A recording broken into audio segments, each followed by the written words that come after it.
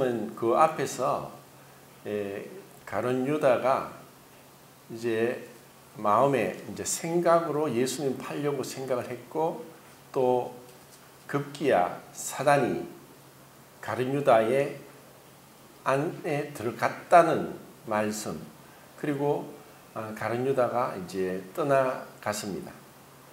그의 할 일을 하라, 네가 계획했던 것을 하라 하고 가룟 유다가 떠나가는 그 바로 직후에 주님께서 이제 영광을 받으셨다는 그런 말씀을 합니다. 이것은 우리의 생각과는 너무나 다릅니다. 어떻게 우리 인간이 살아가면서 가장 힘든 것 중에 하나가 배신을 당하는 것입니다.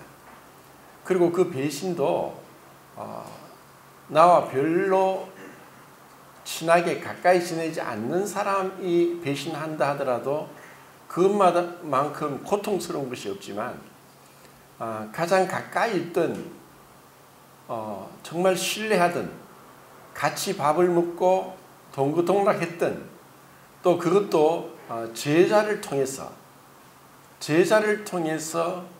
배신당한 바로 그때 주님께서는 영광을 받으셨다고 하는 것입니다.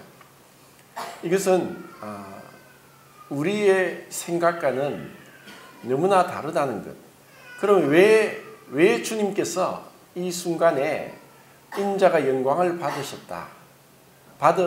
받으시고 또 하나님께서 그렇게 영광을 주셨다는 그런 말씀을 하셨을까? 자, 우선은 그 영광이란 말을 우리가 자주 쓰고 찬양도 부르고 하는데, 영광은 쉽게 얘기한다면 그것은 나타남입니다. 태양이 있는데 태양을 우리가 직접 볼 수는 없습니다. 태양을 직접 보면은 우리의 눈이 그냥 타버리고 녹아버립니다. 우리가 보는 태양의 영광은 빛입니다. 그 빛은 어둠을 환하게 밝히는 그 빛입니다. 그리고 그 빛을 통해 열도 나타나죠. 지금 우리는 환한 대낮에 지금 있습니다. 그런데 이제 시간이 지나서 밤이 오면은 태양을 등지고 지구가 태양의 빛을 받지 못하면 캄캄한 어둠 속에 들어갑니다. 그런데 이렇게 태양빛이 비치면은 인간이 만든 어떠한 조명으로도 어떠한 불빛으로도 이 세상을 이렇게 환하게 밝혀줄 수 있는 것은 없습니다. 그래서 태양의 영광은 빛입니다. 그리고 태양에서 나오는 그 열은 우리 사람을 얼어 죽지 않도록, 계속 만약에 태양을 받지 못하면은 밤에 기온이 계속 내려가고 다시 태양빛을 받아서 얼었던 땅이 녹지 않고 계속 가면은 완전히 빙하시대에 들어가는 거죠. 그래서 태양의 영광은 빛과 열을 통해서 사람과 동물과 식물에게 생명과 호흡을 주는 것입니다. 이것처럼 이제 주님의 영광은 이제 가장 인간적으로 볼 때는 가장 어둡고 가장 처참한 그 순간에서 주님께서 영광을 받으셨다고 하는 이 말씀을 우리가 생각해 보겠습니다. 사람들은 살아가면서 관계를 통해서 우리는 사회생활하고 또 작은 사회인 가족 간에도 그런 관계를 통해 살아갑니다. 그렇지만 아무리 우리가 가족이고 또 사회고 할지라도 살다가 보면은 본의 아니게 또 내 마음은 그렇지 않지만 여러 가지 이해관계가 얽혀서 그런 친분 관계를 소홀히 하거나 멀리 하거나 심지어 적대시하면서 배반까지 할 수도 있는 것이 우리 인간 관계입니다. 그러다 보니까 이런 인간 관계에서 상처를 받으면은 사실 참 치유하기 어렵습니다. 이것은 나중에 너무나 이게 심적 부담이 커지고 하면은 우울증도 올 수 있고 아니면 정신적인 스트레스로 인해서 정신질환도 생길 수 있는 것이 우리 사람이 살면서 겪게 되는 인간관계에서 오는 것입니다. 그런데 그 중에서도 처음 말씀드린 것처럼 누군가 그것도 가까이 있는 또 신뢰하던 친구요 그런 가족과 같은 그런 관계 속에서 배신을 당하는 것보다 더 사람이 비참해지고 우울해지는 것은 없을 겁니다. 주님은 그 제자에게 그리고 3년 반 동안 주님은 끝까지 사랑하시고 그 가룟 유다가 처음부터 주님을 팔 것을 아셨음에도 불구하고 주님은 하나님 아버지 말씀에 순종해서 그 유다를 사랑했고 그리고 그 사랑을 나타낼 뿐 아니라 그분이 죄가 없다는 것도 나타내셨고 그런 가운데 주님은 용서가 무엇이고 또 그의 마음속에 품은 것을 알고 있음에도 불구하고 차별하지 않고 끝까지 사랑을 베푸셨음에도 불구하고 급기야 그는 마음에 품은 생각대로 사단에게 완전히 사단의 지배 아래 들어가서 주님을 팔려고 했다는 이러한 것을 주님은 알고 있었습니다. 그리고 좀 있으면은 그 신뢰하던 제자 베드로에게까지 배신을 당할 것을 이미 주님은 알고 있습니다. 그런데도 그런 주님께서 이제 영광을 받으셨다고 하는 것은 참으로 우리가 이해할 길이 없다는 것입니다. 그럼 여기서 왜 주님은 이런 영광을 받으셨다고 말씀하셨는가? 몇 가지 한번 생각해 보겠습니다. 먼저는 하나님께서는 이 세상을 창조하신 분입니다. 우리가 13장 19절에 보면은 주님이 이제 내가 그니라 하는 말씀이 있습니다. 요한복음에는 이제 4장 26절부터 8장 24절, 28절, 9장 9절, 37절 쭉 이제 한 7번 나오는데 이 말씀은 신명기 32장 39절이나 또 이사야서 41장 4절, 43장 13절에 내가 그다. 내가 이 세상 영원 전에부터 있었고 그리고 이 세상을 창조했고 또 이 세상을 다스리는 그러한 하나님이다. 내가 바로 그다. 라고 했던 구약 성경의 이스라엘 백성에게 자신을 계시하시면서 내가 그다라고 했던 그 말씀을 그대로 요한복음에서 예수님께서 내가 바로 이스라엘 백성에게 했던 여호와 하나님이다 하는 그 말씀을 똑같은 말씀을 의도적으로 7번을 하시면서 여호와 하나님이 인간으로 오셨다는 것을 그분이 스스로 말씀으로 증거하셨습니다. 그리고 내가 크다는 이 말씀의 진정한 의미는 출애굽기 33장 14절에 있습니다. 모세가 하나님께 이름이 무엇이냐고 물었을 때 나는 여호와다. 나는 스스로 있는 자다. 나는 나다. 나는 그다. 그분은 처음부터 계셨던 분입니다.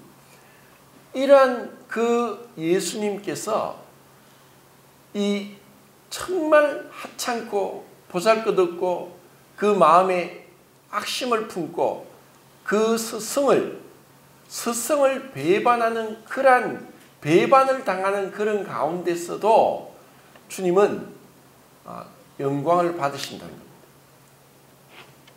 주님은 이 세상을 창조하시면서 이 세상을 창조하면서 그분의 능력과 그분의 권능이 나타났습니다. 이것을 이 만물을 창조하기 전에 이미 영적인 존재인 천사를 창조하셔서 천사들이 무에서 유를 분명히 영적인 세계는 있었는데 지금 우리가 보는 시간과 물질과 공간에 이 아무것도 없는 그 가운데 시간과 물질과 공간을 창조하시는, 그리고 우리가 지금 헤아릴 수도 없는 그 별들과 은하와 이 어마어마한 크기의 우주를 그분께서 말씀으로 창조하는 권능 앞에서 거룩하다 거룩하다 거룩하다 하며 그분을 찬양했던 그 천사들이 하나님의 권능을, 능력을 지켜봤고 찬양했습니다. 그런데 이제 주님은 곧바로 몇 시간 뒤면 잡히시고, 그리고 잡히시고 바로 신문 받으시고 고난 받으시고, 또 날이 새면 지금 목요일 밤입니다.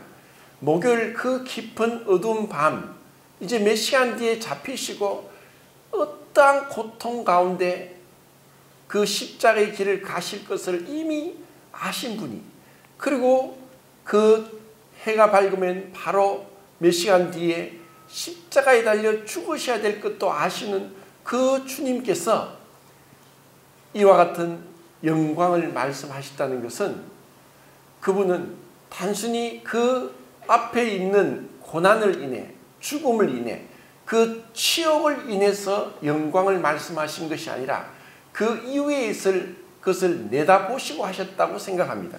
그리고 이것이 32절에 그런 앞으로의 영광에 대해서 말씀하셨을 것입니다. 그런데 지금 31절에서 지금 이 순간에 그분이 영광을 받으신 것은 왜 그런가? 그것은 이제 앞으로 받을 그 고난을 통해서 하나님의 지혜와 하나님의 능력이 어떠함을 나타나게 되는 것입니다. 이 천지 창조를 통해서 나타나지 않았던, 천지 창조를 통해서도 그분이 완전한 영광과 능력이 나타났지만 그 천지 창조와 완전히 다른 하나님의 지혜와 능력이 그 십자가를 통해 나타날 것을 이미 주님은 아시고 영광을 받으셨다는 것입니다. 그러면 그것이 뭐냐? 첫 번째는 그분의 공의로우심, 그분의 의로우심이 완전하게 그 십자가를 통해 나타날 것을 바라보시고 영광을 받으셨다는 것입니다. 그럼 십자가의 그 주님의 공의는 무엇인가? 그것은 율법에 명확하게 나와 있습니다. 그것은 형벌 받을 자는 결단코 용서하지 아니하고 하나님이 심판하신다는 것입니다. 하나님은 행한 대로 심판하시고 은밀한 것도 심판하시고 조그마한 죄도 용납하실 수 없고, 하나님은 눈이 정결하심으로 악을 참아보지 못하시는 하박국의 말씀처럼 그분은 너무나 정결하기 때문에 일말에 한 홀이라도 갚기 전에는 결단코 지옥에서 나오지 못하리라 하는 그 말씀을 하시면서 조금의 죄도 용납하실 수 없는, 그래서 그 죄에 대해서는 반드시 하나님의 심판이 내려져야 되는 것이 그분의 공의라는 것입니다.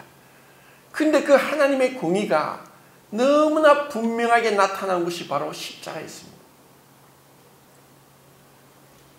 그 아들이라도, 이는 내 기뻐하는 자요 내 사랑하는 아들이라고 하나님께서 그 예수님을 향해 말씀하셨는데, 그 아들일지라도 그 아들이 이 세상의 죄를 지고 가시는, 세상 죄를 지고 가는 하나님의 어린 양이시기 때문에 그 죄로 인해서 아들이라도 용서하지 못하고 하나님의 심판의 칼을 그 아들에게 거두지 않고 내리쳐야 됐던 것이 하나님의 공이고, 여기서 하나님의 공의는 완전하게 성취되고 나타났습니다.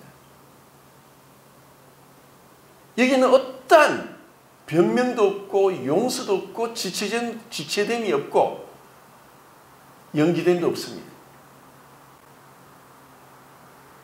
그 아들이 하나님이 어찌하여 나를 버리셨나이까 엘리 엘리 라마 사박단이라고 부르짖는 가운데서도 하나님은 그 아들을 향한 공의의 칼을 거두지 않았던 것입니다.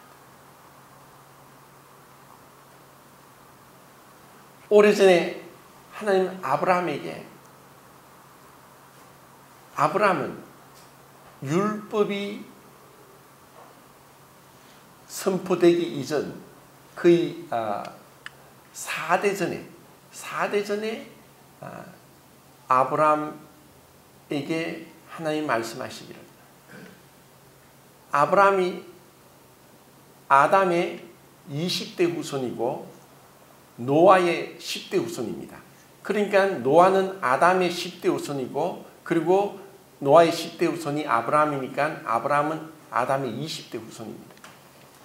노아 홍수가 끝나고 나서 셈과 함과 야벳이 또 자녀를 낳았는데 그들이 자녀를 낳는 나이가 30세 전후입니다. 20세 낳은 그 선조도 있고 그 30에 조금 넘어서 낳은 자도 있고 다 그렇게 낳으면서 그 세대가 이어져 오는데 아브라함만 75세가 되도록 자녀가 없었습니다. 그에게는 분명히 무엇인가 문제가 있었습니다. 아브라함에게 문제가 있었는지 사라에게 문제가 있었는지 모르지만 75세까지 사라가 65세가 되도록 자녀가 없었습니다. 그때 하나님이 아브라함을 부르십니다. 내가 지시할 땅으로 가라. 네가 많은 사람의 조상이 되고 네 자녀가 하늘의 별과 같이 바다의 모래같이 많아질 것이다. 그 약속을 붙잡고 갈 바를 알지 못하고 하나님이 약속하신 그 약속을 붙잡고 가나안 땅까지 왔습니다. 그런데 가나안 땅에 와서 10년이 지났습니다. 10년이 지나도 자식이 없는 거예요.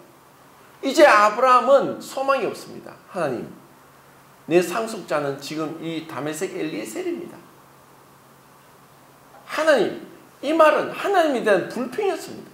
하나님, 10년 전에 저를 부르시고 약속했는데 10년이 지나고 제가 본토 고향 친척 아비 집을 떠나서까지 이 아무도 알지도 못하는 이 가나안까지 갈대아 우르에서 가나안 땅까지 왔지 않습니까?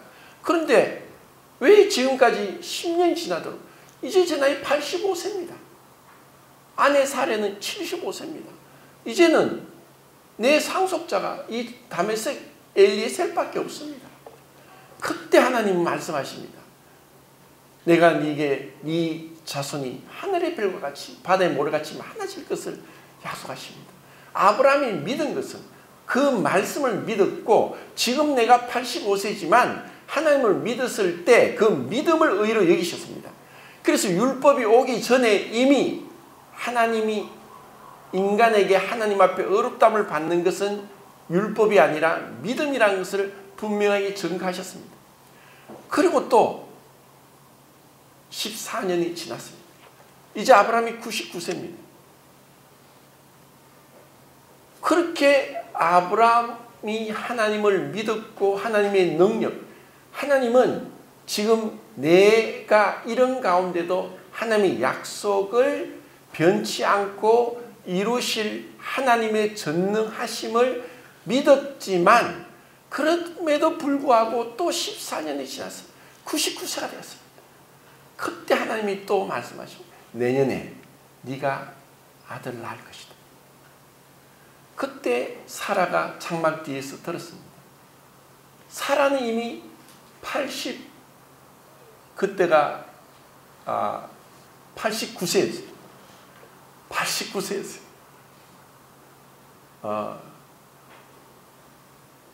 지금 이 자리에도 이제 89세, 88세 모친이 두 분 계십니다. 이제 내년에 네가 아들 낳을 거다. 사례가 어땠습니까? 웃었습니다. 너무나 가짜나서 웃었습니다. 왜 웃느냐? 웃지 않았대요. 그래서 이 아들 이름을 이삭이라 했어요. 이삭의 뜻이 웃음입니다. 이삭의 이름이 그렇게 생겼습니다. 웃음밖에 나지 않는 거죠. 무슨 자식입니까? 근데 그것은 바로 하나님께서 인간이 포기할 때, 인간은 도저히 안 된다 할 때, 그때 그분의 능력이 나타나는 거예요. 그것은 전적으로 100% 은혜인 거죠. 그런 하나님의 능력이 그 아브라함을 통해서 나타났다는 것입니다. 자, 그런 아브라함이 나중에 이제 100세에 아들을 낳았어요. 얼마나 귀한 아들입니까? 그 아들을 이제 20년, 30년, 정확하진 않지만 20년, 30년쯤 지나서 이 아들이 이제 장성한 가운데 있었어요. 그런데 하나님이 아브라함에게 네 사랑하는 독자 이삭을 내게 번제로 바치라. 여기서 사랑이라는 단어가 처음 나옵니다. 22장의 창세기. 네 사랑하는 독자 이삭을. 아브라함이 생각할 때, 아니 100세에 하나님이 아들을 주셨는데 이제 이 아들이 잘 커서 20세 30세가 되었는데 이 아들을 바치라고. 이해가 안 됩니다. 도무지 납득이 되지 않아요. 하나님 어찌 그럴 수 있습니까? 하나님 왜 그렇게 잔인합니까? 이런 마음이 일어날 수도 있을 것입니다. 그런데 아브라함은 아무 말도 없습니다. 새벽 일찍 일어났어. 두 종을 데리고 나귀에다가 번제에 쓸 나무를 나귀에 치우고 이삭을 데리고 3일길 가서 모리아산까지 갑니다.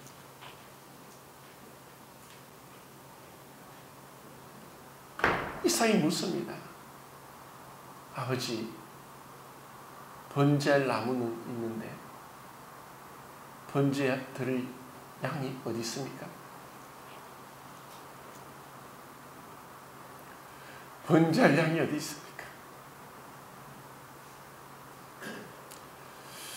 하나님이 준비하시리라. 하나님이 준비하시리라.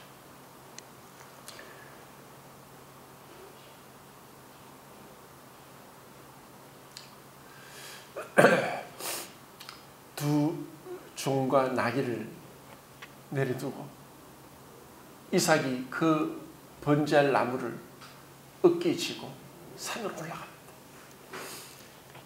두 종과 나귀가 보이지 않는 곳까지 올라갔을 때 나무를 밑에 버려놓고 갑자기 그 이삭의 손과 발을 묶어버립니다. 그 이삭을 나무 위에 올리고 준비한 칼을 가지고 아들에게 내려칩니다.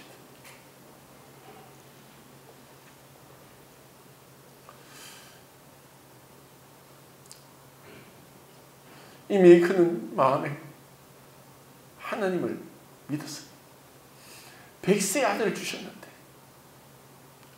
하나님 명령에 이 아들을 죽이더라도 하나님 이 아들을 살리시든지 아니면 또 다시 나에게 아들을 주실 것이라는 하나님을 믿었습니다. 하나님을 믿었어요. 하나님의 능력을 믿은 거예요. 하나님의 말씀을 믿은 거예요. 그때 하늘에서 다급하게 아브라함아, 아브라함아, 아브라함아, 내가 이제 네가 나를 경외하는 줄 알겠다.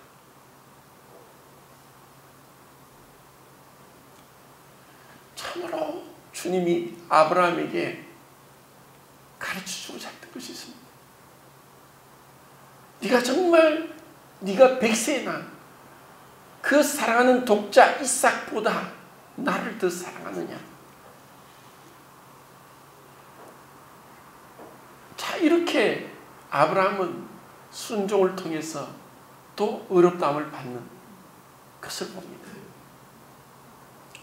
그런데 그때는 하나님이 아브라함이 이삭을 죽이지 못하도록 막았지만 이제 그 이삭의 참 원형이시고 그 참된 어린 양이신 세상 죄를 구하는 그 예수님이 십자가에 죽으실 때 그분은 친구하셨습니다. 외면하셨습니다. 얼굴을 돌리셨습니다. 왜? 그 죄에 대한 하나님의 심판이 내려지는 것이 하나님의 공의이기 때문입니다. 이렇게 하나님의 공의가 완전하게 그 아들이라도 아들에게 지어진 세상 죄를 보고 아들을 향하여서 심판의 칼을 내리쳐야 됐던 것이 하나님의 공의라는 것입니다. 이보다 더 하나님의 공의가 완전하게 나타난 것이 어디 있습니까? 이보다 더 하나님이 죄를 미워하시고 그 죄에 대한 심판은 하셔야 된다는 것은 이보다 더 분명하게 나타난 것이 없습니다. 그래서 이것이 인자가 영광을 받았다고 말씀하신 겁니다. 이제 두 번째는 이 주님의 고난의 십자가보다 더 하나님의 사랑이 완전하게 나타난 적 없었습니다. 천지 창조를 통해서 이 무한하고 끝이 없는 이 수없이 많은 별들과 그 별들과 별들의 거리가 이루 헤아릴 수 없는 지구에서 가장 가까운 별이 빛이 4.2년 동안 가야 되는 그 거리에 있는 그 별들뿐 아니라 별이 빛이 4년, 10년, 100년, 1000년, 10만 년, 100만 년, 1000만 년, 1억 년, 10억 년, 100억 년 이상을 가야 되는 그 어마어마한 우주, 그 광대한 우주를 만드신 그 하나님의 능력에서도 나타나지 않았던 하나님의 사랑이 십자가에서 나타났기 때문입니다. 무슨 사랑입니까? 그 십자가에 나타난 사랑은 죄인을 살리는 사랑입니다. 그 아들을 죽이기까지 죄인을 살리고자 하는 그 사랑이 십자가에서 나타난 것입니다. 나 같은 죄인을 살리려고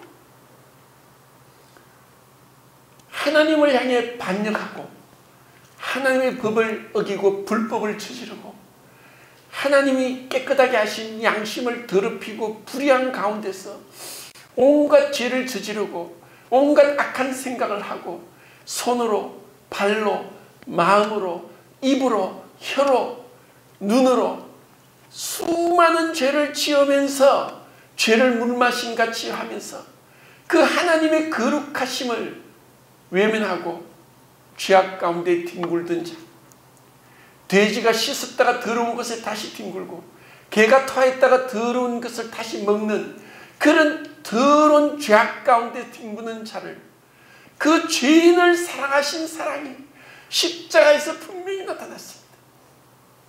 그 십자가가 바로 나 같은 죄인을 살리기 위한 하나님의 영광이 가장 아름답게 나타났습니다. 천지 창조에서 나타나지 못했던 그 사랑이 나타났습니다. 사람보다 월등히 뛰어난 천사들조차도 경험하지 못했고 알 수 없었던 그 하나님이 인간을 사랑, 정확하게 말하면 죄인을 사랑하시고 우리가 아직 죄인 되었을 때 그리스도께서 우리를 향하여서 자신의 몸을 버리심으로 그 아들을 죽는 데까지 내어주심으로 우리를 사랑해서 구원하기를 원했던 그 하나님의 사랑, 이렇게 아름답게 완전하게 나타난 적이 없었습니다. 그리고 세 번째는 이런 하나님의 완전한 공의와 이런 하나님의 사랑이 그 십자가에서 합쳐졌습니다. 십자가에서 만났습니다. 그 십자가에서 그 사랑과 공의는 서로 마주칠 수 없는 것입니다. 하나님의 공의가 나타나면 사랑이 침해받습니다. 하나님의 사랑이 나타나면 하나님의 공의가 침해받습니다. 흔히 그런 얘기를 합니다.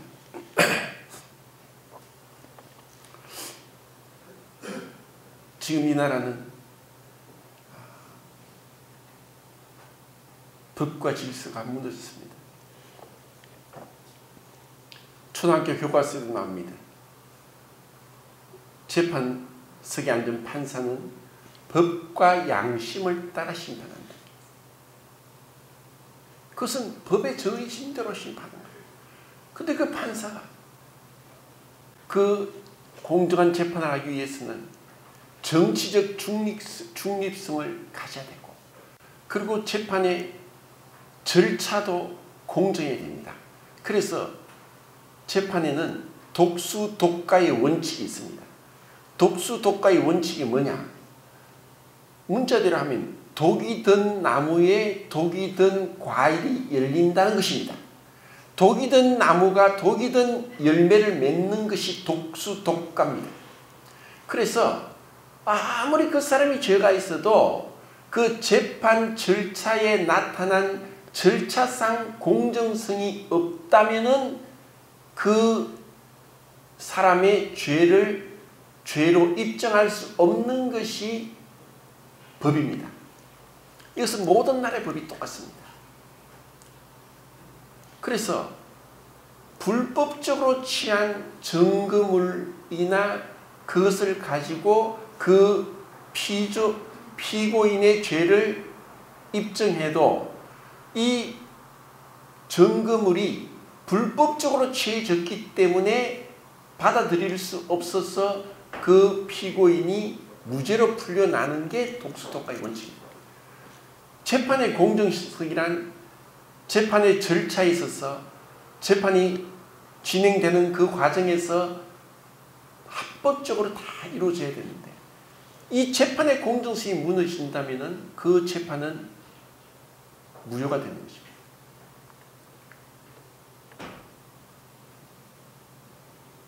어떤 판사가 흉악한 살인범을 재판하게 됐는데 그 흉악한 살인범이 자기의 아들이래요. 자기 아들이면 자기가 판사로서 공정하게 하면은 아들일지라도 그 살인범 아들을 형벌을 내려야 되는 거예요. 그런데 그 판사이기 전에 이 살인범의 아버지라면 아버지로서 아들의 그 죄를 차마 사랑하기 때문에 내릴 수 없는 게 아버지 사랑인 거예요. 하나님은 그 공의와 사랑이 그 십자가에서 완전히 충족되고 만족되고 조화롭게 이루어진 것이 바로 십자가입니다. 그 십자가 아니고서는 우리는 구원받을 길이 없고, 우리 죄가 용서받을 길이 없고, 또 우리가 그 죄를 용서받고 하나님과 다시 화목하게 될 수도 없는 것이 우리의 죄였습니다. 우리가 스스로 이 구원을 위해서 하나님께 요구할 수도 없고 그 비밀을 깨달을 수 없는 자였습니다. 우리로서는 길이 없었어요. 막막한 거예요. 구원의 길이 우리 스스로는 찾을 수 없어요. 어떻게 사람이 그 구원의 길을 찾을 수 있습니까? 찾지 못해요. 완전히 우리는 어둠 속에서 그 죄 속에서 헤어나지 못한 그런 인생들에게 하나님께서 계획하십니다. 누가 우리를 위하여 갈고, 누가 우리를 위해서 저 죄인들을 구원할고. 주여, 내가 여기 있나이다. 나를 보내소서. 그 죄로 인해서 눈이 멀었고 귀가 막혔고 마음으로 깨닫지 못하는 이러한 인생을 향해서 이사야 6장에서 주여, 내가 여기 있나이다. 나를 보내소서.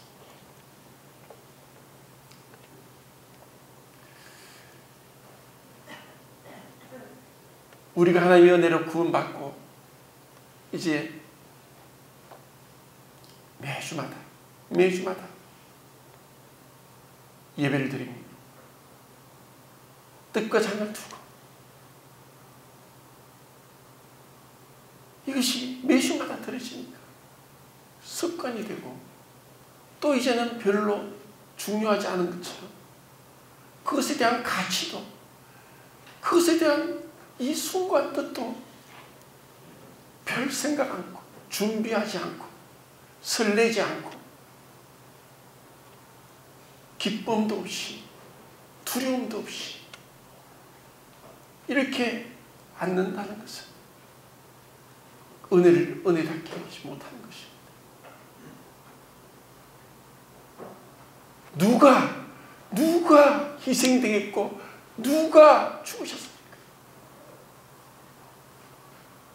바로 내가 크다. 내가 아브라함 때부터 너희들을 향해 말하고 명령하고 가르치고 인도하고 보호하고 사랑하고 구원해낸 내가 너희의 하나님이다. 그 하나님이 인간의 몸을 입고까지 오신 그렇게까지 낮아지신 그래서 우리의 예배는 단순히 주님의 십자가에만 초점이 맞추는 것이 아니라 주님의 성육신, 주님의 공생애, 주님의 고난받으심, 주님의 죽으심, 주님의 부활, 주님의 성천, 주님의 하나님 보좌 우편에서 우리를 위한 중보 기도 그 모든 것이 다 포함되는 것이 우리의 예배입니다. 우리는 예수님을 깊이 생각해야 되고 그분이 나를 위해 무엇을 하시는가? 그분이 나 같은 자에게 어떻게 하시는가? 그분이 얼마나 죄인을 향해 오래 참으셨는가? 그분이 하늘 보좌를 버리기까지 왜 하늘 보좌를 버리셨는지 그것에 대해서 생각하고 감사하고 찬양하고 주님께 경배드리고 주님 감사합니다. 주님 나 같은 죄인 살리신 주님 감사합니다.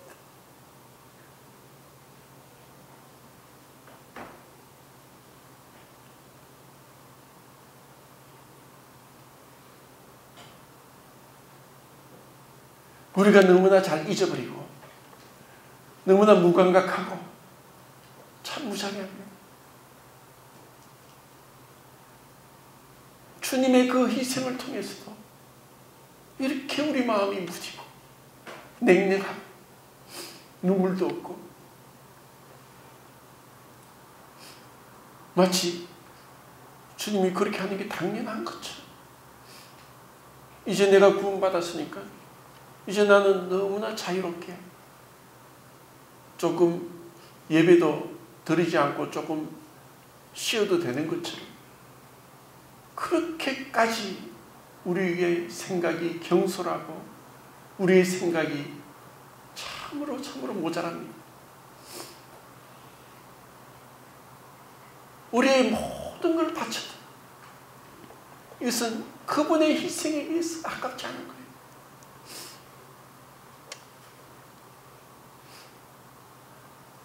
우리가 만약에 한 달에 100만 원을 번다면 말씀에 순종해서 10만 원을 헌금합니다. 만약에 1000만 원을 번다면 100만 원을 헌금합니다. 만약에 1억을 번다면 1000만 원을 헌금해요. 그러면 100만 원 벌면서 10만 원 헌금하는 게 쉽겠습니까? 1000만 원 벌면서 100만 원 헌금하는 게 쉽겠습니까? 어떤 부유한 그리스도인에게 지금 세계 선교가 시급하고 세계에서 지금 굶어 죽는 사람이 너무 허다하고 그래서 구제를 위해서 선교를 위해서 복음을 위해서 정말 당신의 재산을 그 많은 재산에 정말 반이라도 헌금하라. 그렇게 한다면 누가 그래 맞습니다 하고 할 자가 누가 있겠습니까? 그건 쉽지 않습니다. 돈이 많을수록 그것은 어려워지는 거예요. 그 부자가 계명을 다 지켰지만 주님께서 그래 네가 계명을 잘 지켰구나. 네가 한 가지 부족한 거 있으니 네 재산을 다 팔아 가난한 자에게 주고 나를 따르라. 심히 근심하며 주님을 떠나갑니다. 자, 제가 왜 이 말씀을 드리냐면 주님은 우리를 위해서 무엇을 바쳤습니까? 자신의 전부를 바쳤습니다. 아무것도 남기지 않았고 주님은 하늘 보좌를 버리셨습니다. 하늘 영광을 버리신 거예요. 주님은 이 땅에서 가난하게 살았어요. 말구에서 났어요. 가난한 목수 집안의 아들로서 살았어요. 그분이 입고 있던 옷까지도 십자가에서 발가벗기고 옷까지도 로마 군인들이 제비뽑아 가져갔어요. 주님이 십자가에서 물과 피를 다 흘리기까지 우리 위해 다 주신 거예요.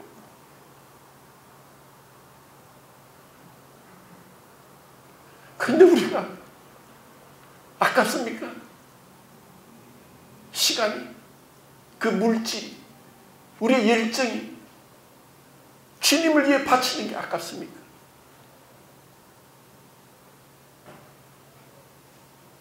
우리 마음에 주님보다 더 우선시되고 더 존중되고 더 시간과 물질과 열정을 빼앗아 가는 것이 있다면 그것이 무엇이든 자식이든 내 돈이든 내 재능이든 내 미래든 내 직업이든 그것은 우상입니다.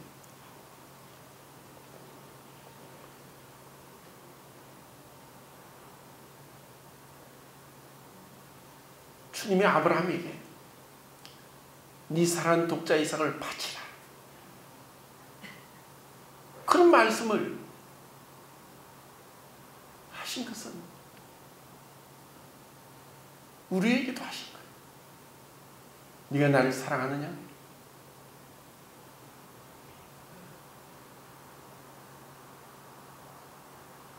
정말 우리는 이 땅에서 이 땅에 있는 것을 바라보고 살아갑니다. 주님은 그 가장 비참한 배신감을 느껴야 될 그 상황에서 그것으로 인해서 마음이 원망도 불평도 원한도 어떠한 비난도 없었습니다. 그때조차도 주님은 주님의 인자심과 용납하심과 길이 참으심이 풍성함이 없다는 것을 그때도 나타냈습니다. 그리고 멀리 바라보셨습니다. 이후에 주님이 그 고난을 인해서 어려워하지 않았고, 그래서 우리에게도 삶의 승리의 비결, 우리가 이 말씀을 통해서 주님께서 우리에게 주신 교훈은 우리는 살아가면서 사실 다 적게든 많게든 크든 작든 고난이 있습니다. 어려움이 있어요. 그런 것으로 인해서 때로는 건강으로 인해서 때로는 물질로 인해서 때로는 인간관계로 인해서 때로는 내 자신의 어떤 부족한 열등감으로 인해서 우리는 문제를 겪고 낙심되고 때로는 완전히 뒤로 물러가서 어찌할 수도 없는 그런 상황까지 갈 수도 있어요. 그때 우리는 믿음이 무엇입니까? 믿음은 세상을 이기는 것입니다. 믿음은 그 환경을 이기고 고난을 이기고 문제를 이기는 것입니다. 주님을 바라보십시오.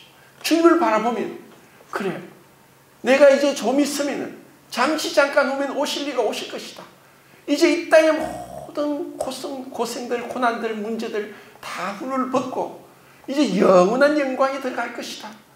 주님이 지금 존귀와 영광으로 환서시고 우리를 위해 처소를 예비하고 다시 우리를 데려오실 그날에 우리는 기쁨으로 주님을 맞이하고 이 세상 모든 슬픔과 눈물을 잊어버리고 영원토록 주님을 마음껏 찬양하고 경배하게 될 것이다. 그 소망을 품고 있다면 지금 문제, 지금 닥친 정말 길이 언제 끝이, 터널이 언제 끝이 날지, 이 문제가 어떻게 해결될지 막막한 그 환경 속에서도 문제 속에서도 주님 감사합니다. 주님 그렇게 외칠 수 있을 것입니다. 그리고 네 번째, 주님은, 아담은 하나님 앞에 한 가지 죄를 범했습니다. 그 한 가지 죄로 인해서 우리 모두가 죄인이 되었고 사망이 왔습니다. 그런데 예수님은 우리의 모든 죄를 담당하시고, 그리고 그분은 아담보다 더 열악한 환경 가운데, 아담은 에덴 낙원에서, 부족함이 없는 낙원에서 한 가지 그 명령을 불순종했다면, 예수님은 그 40일 줄이시고 광야에서 세 가지 시험을 다 통과하십니다. 아담은 불순종했지만 예수님은 순종했습니다. 아담은 실패했지만 예수님은 승리하신 겁니다. 이것은 다섯 번째, 사망으로 사망의 세력을 잡은 마귀를 없이 할 수 있는 사람은 아담의 후손 이후로 아무도 없습니다. 왜냐? 처음부터, 출발부터 다르기 때문에. 천사장이 타락해서 사단이 되었고, 그 사단은 이 인간의 모든 인간이 사단과 싸우더라도 이길 수 없는 무지막지한 능력을 소유한 존재가 사단입니다. 그 사단을 이길 자는 아무도 없습니다. 아담도, 아브라함도, 노아도, 다윗도, 그 누구도, 모세도, 바울도, 베드로도, 그것은 게임이 안 돼요. 그것은 다른 말로 죽으면 끝이에요. 죽으면 죽음의 세력을 잡은 그 사단과 싸워서 사망을 깨뜨리고 나와야 되는데 누구도 나올 수 없어요. 죽으면 끝이에요. 죽으면 그 사망의 세력에 잡혀서 꼼짝 못하고 나오지 못하는 무지막지한 권세를 가지고 있는 사단의 세력을 무너뜨리기 위해서 주님은 죽으신 거예요. 그래서 주님은 그 죽음을 깨뜨리고 부활함으로 사단의 머리를 깨뜨리셨어요. 이것은 하나님의 놀라운 능력, 부활의 생명의 능력이 나타난 영광인 것입니다. 이것을 주님이 아니고는 이룰 수 없어요. 주님은 그 바로 앞에 닥칠 베드로의 배신, 그리고 붙잡힌 가룟유다의 거짓 입맞춤, 그리고 대제사장들이 감히 주님을 재판한다고 앉아서 법을 어기면서 거짓 재판과 처리에 있어서 졸속 재판, 한밤중에 밤새도록 채찍질하고 완전히 지친 가운데 있는 예수님에게 졸속 재판으로 사형에 언도하고, 그들이 사형권이 없으니까 빌라도에게 가서 빌라도에게 이 자를 사형시켜달라고, 이 자는 죄가 없다, 이 자를 사형시켜달라고, 죄가 없다, 7번이나 죄가 없다고 3번이나 말하고 7번 왔다 갔다 하면서 무죄를 선고했는데, 결국은 손을 씻고 그들 앞에서 나는 이 자의 죄 피해에 대해서 무죄하다 하고 빌라도로 하여금 사형 선고를 받았어요. 이 모든 불법적인 그 절차와 엉터리 재판과 그리고 사형 선고와 사형으로 인한 처절한 죽음을 아시면서 그 놈을 바라봤습니다. 나 같은 죄인을 살리기 위해서. 이것이 십자가의 영광입니다. 우리가 이것을 깊이 생각하고 늘 잊지 않고 마음에 새기면 우리는 진정으로 천국을 예비하고 준비하는 복된 사람이 될 것입니다. 지난주에 제가 말씀드렸습니다. 너희가 이것을 알고 행하면 복이 있으리라. 자, 이것을 주님이 말씀한 그 약속의 말씀을 붙잡고 주님의 그 가신 길을 따라서 십자가의 길, 고난의 길, 협착한 길, 그 생명의 길을 가면 우리는 영광을 누릴 것입니다. 주님 앞에 부끄러움 없이 설 수 있을 것입니다. 주님, 제가 주님의 길을 따라왔습니다.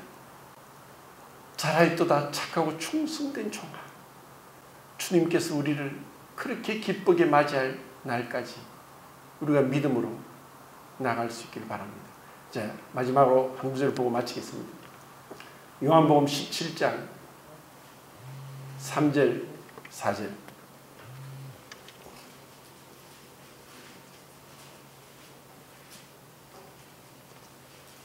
(17장 3절 4절) 읽겠습니다. 시작.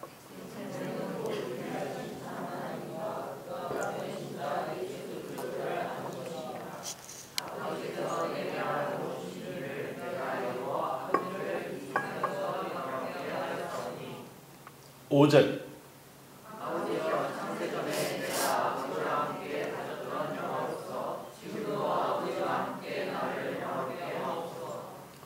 예, 주님은 곧 조금 뒤에 이런 기도를 하십니다.